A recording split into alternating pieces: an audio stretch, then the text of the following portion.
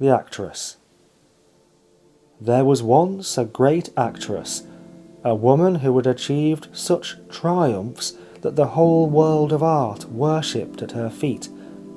The incense of their worship had for many years filled her life and dimmed her eye for other things, so that she wished for nothing else. The day came, however, when she met a man whom she loved with all her soul.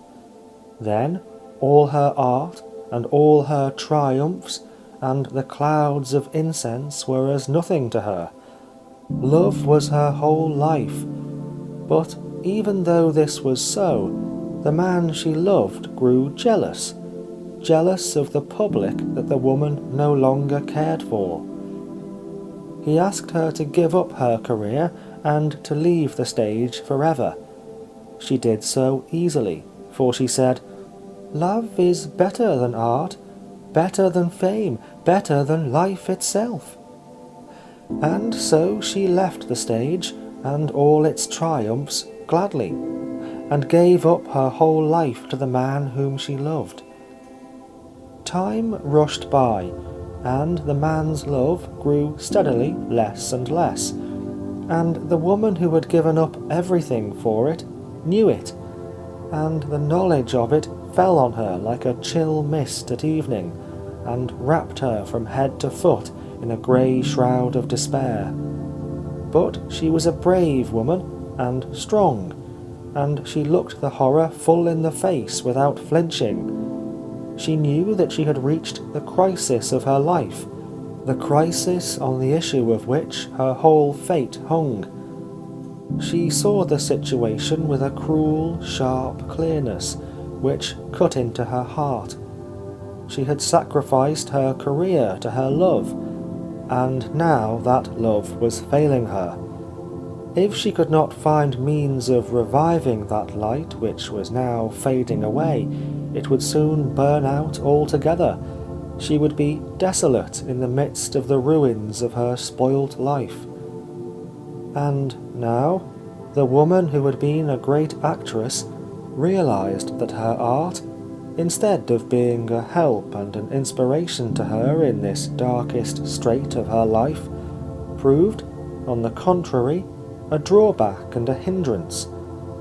She missed the stage manager's directions and the author's ideas and words. Hitherto she had never done aught without them. Every thought, every intonation, and well-nigh every gesture had been indicated to her, for such is the actor's art. And now, when called upon to think and originate and act for herself, she felt helpless and without resource, like a child might who was suddenly confronted with a great problem. But with every day that passed, the necessity for action, prompt and strong, imposed itself on her more and more. One day, whilst she was pacing to and fro with the feelings of wild despair which was within her, increasing with every minute that passed, a man came to see her. He had been the manager of the theatre where she had acted in former days. He came to ask her to act a part at short notice in a new play. She refused.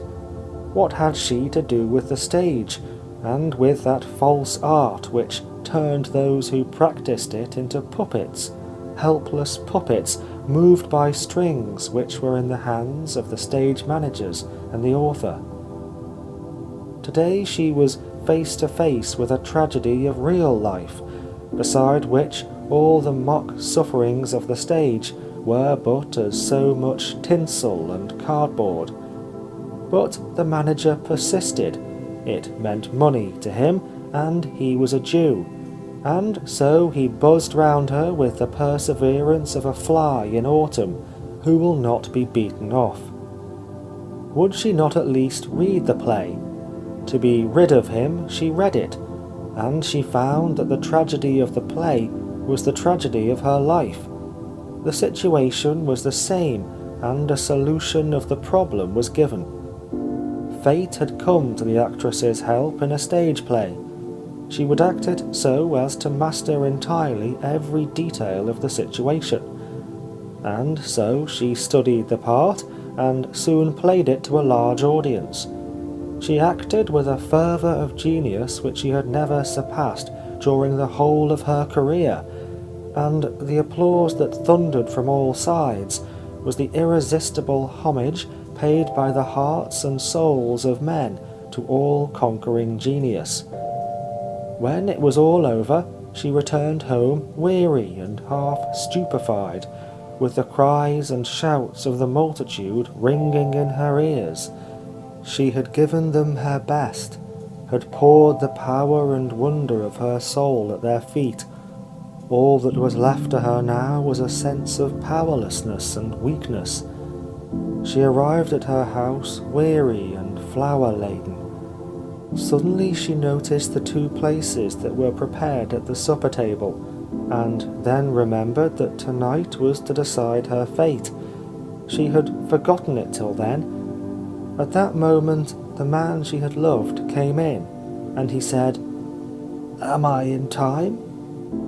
She looked at the clock and said, "You are in time, but you are just too late."